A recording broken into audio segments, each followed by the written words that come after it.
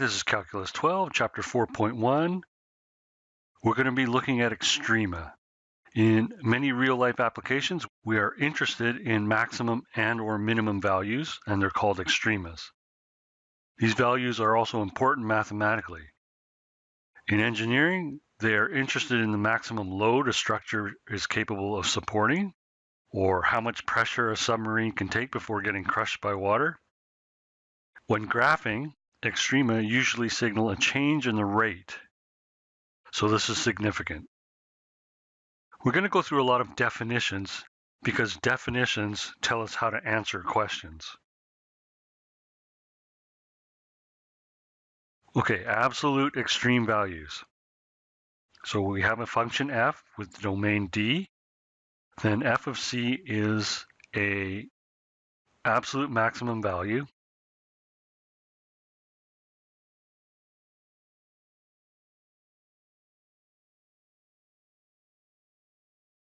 On the domain if and only if f of c is greater than f of x for all x in the domain. I think you've seen this before, but if and only if.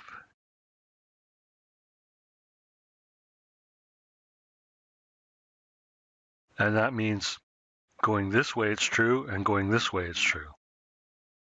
And this symbol is for all.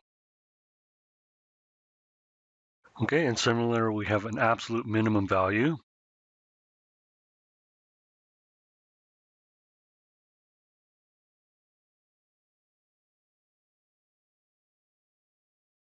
On D, the domain, if and only if f of c is less than f of x for all x in the domain.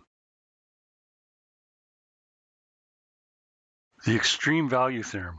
If f is continuous on a closed interval a to b, then f has both a maximum value and a minimum value on the interval. And it's important to note that this is closed. It says nothing if the interval is open. So we don't necessarily have a maximum or minimum value on an open interval. So A is closed here on the left. And we have an absolute maximum. It's open on the right. So no minimum. And we have no other extrema here. Sorry, this should be a solid dot. So this is closed.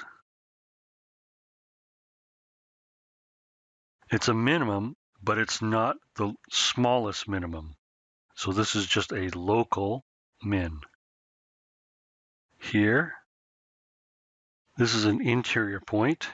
It's not an endpoint. It's inside an interval. And this is a local max. Okay, it's not the biggest max out of all the function. So this point is higher. Here, this is closed. And it's a local minimum. Okay, this part goes to negative infinity. So there is no absolute minimum. And you can also tell because it's not closed. It's open. It goes to negative infinity. Going to infinity is never closed. Okay, this is open and it's not a max. Here it's closed. So it is a local max. This is an interior point.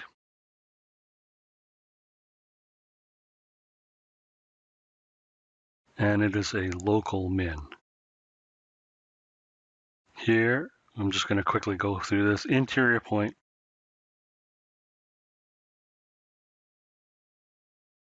And it's a local max. This is closed. Local max. Interior. and it's a local min, and interior, it's an absolute max because it lines up with the largest value of the whole function. This is closed, and it is a local min. And I think we've addressed all the points.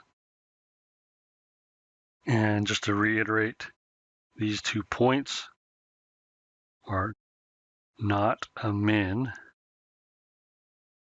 because it's open. So there's no absolute min.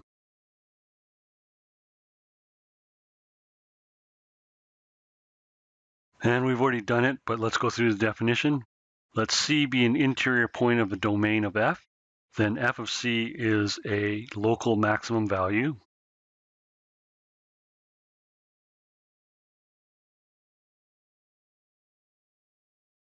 At C, if and only if F of C is greater than F of X for X in some open interval containing C. It's interior point, so it doesn't need to be a closed interval. It can be an open interval. And a local minimum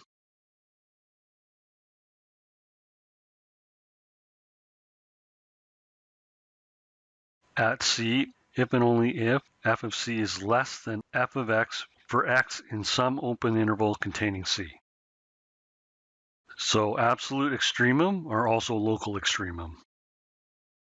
An interior point implies not an endpoint of a closed interval.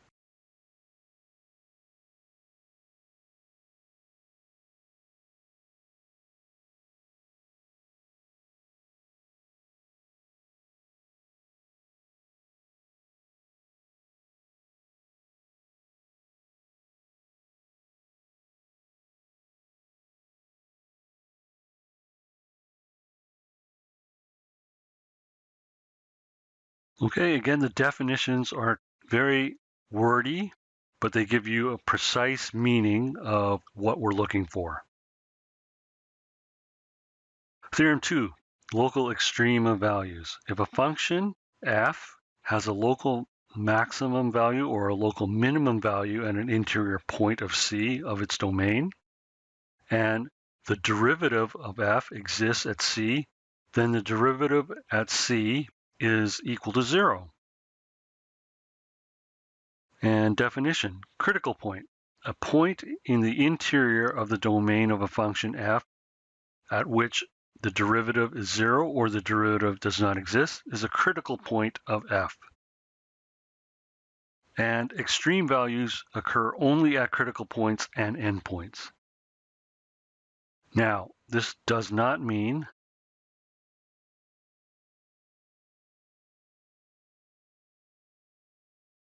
all critical points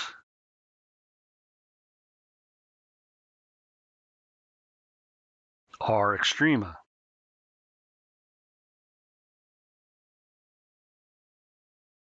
Okay, so it means we check all the critical points to see if they are extrema, but it doesn't mean that they are necessarily extrema. So let's take a look. This is an endpoint, so local min.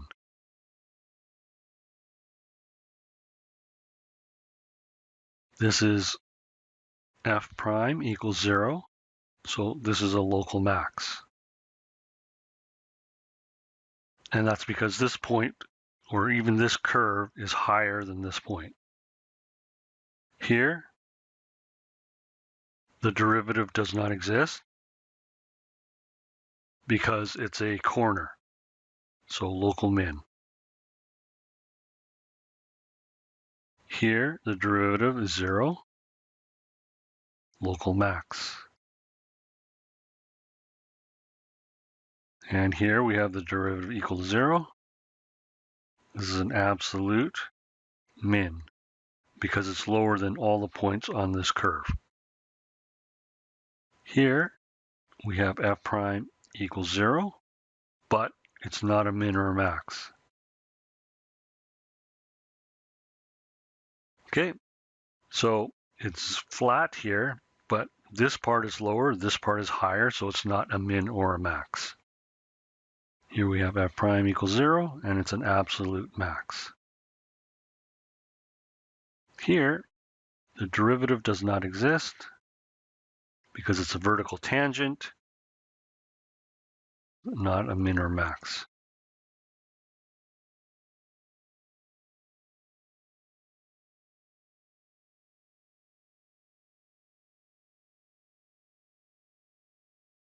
And here we have an endpoint, and this is a local min.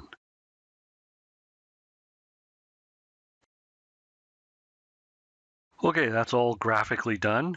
How do we do this? We compute the derivative, and we find all critical points. That is, where the derivative equals 0 or does not exist.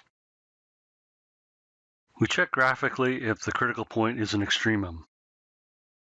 We check the endpoints. If they exist, are extrema. Okay, finding extrema analytically. We use number 1 above, so we compute the derivative and find all critical points. The derivative does not exist can occur on boundaries of piecewise functions.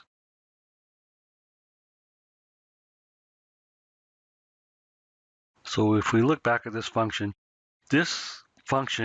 cannot be a single function. This has to be done in pieces. So this could be part of a polynomial function. This could be another polynomial function up to here. And then this piece here, it won't be a polynomial function because we have a vertical tangent. So this is probably another piece of a function. So there are at least 3 functions in this piecewise function.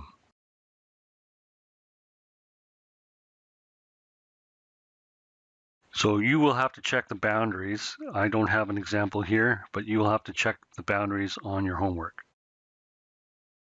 Okay, number 12. G of x equals e to the negative x from -1 to 1, and it's strict. So we have equal signs. So g prime of x equals negative e to the negative x. Sometimes you can just do the chain rule in your head when it's this easy. So there's no point to complicate things. So now we look for negative e to the negative x equals 0. However, we know that an untransformed exponential function won't have a solution. So we need to check endpoints.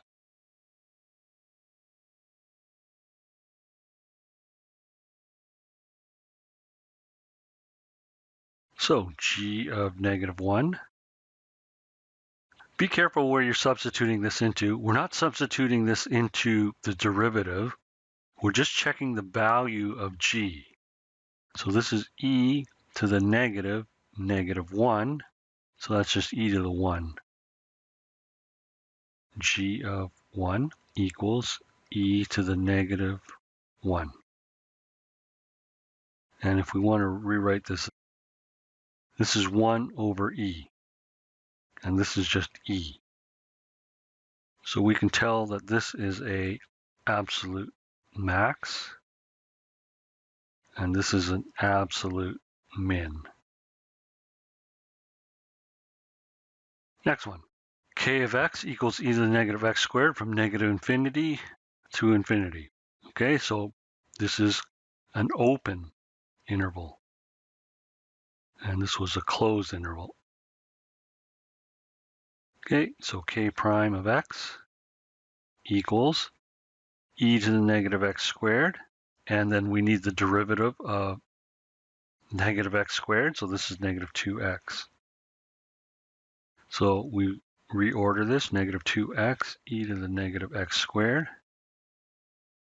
We need k prime of x equal to 0. So -2x e to the negative x squared. And this gives us one solution, x equals 0.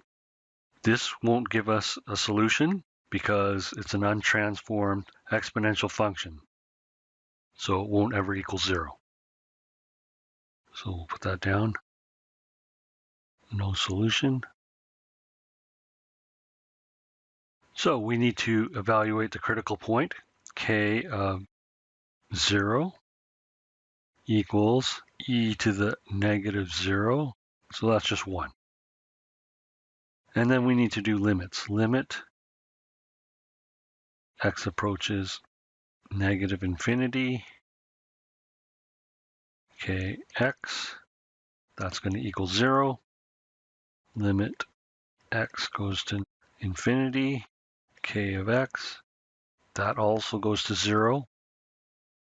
But again, not a minimum,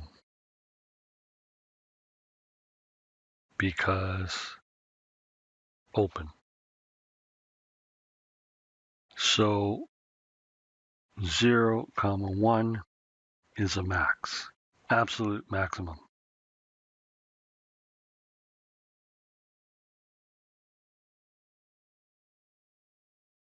(18) f of x equals x to the power of 3 over 5 on the interval negative 2 open to 3 closed.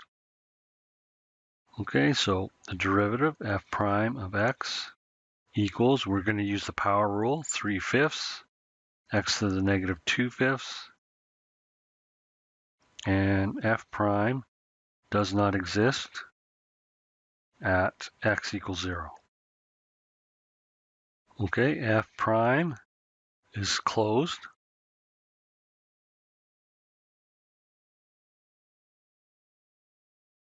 at x equals 3. So critical point,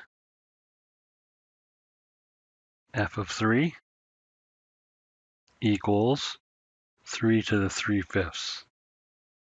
Okay, just leave this as a power rather than converting it to decimal, because this is an exact value. F prime is always positive except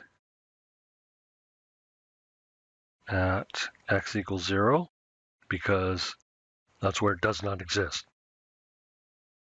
It's positive because we have x squared to the power of 1/5. So you can rewrite this as the power of a power. When you square something, it's always going to be positive. So f of 3 is a max. Okay, if the derivative is always positive, it means it's always increasing. So this endpoint must be a maximum. F prime of negative 2 is open. So not a minimum. Okay, and f prime of 0 does not exist. F of 0 equals 0, but not extrema, because increasing on left and right.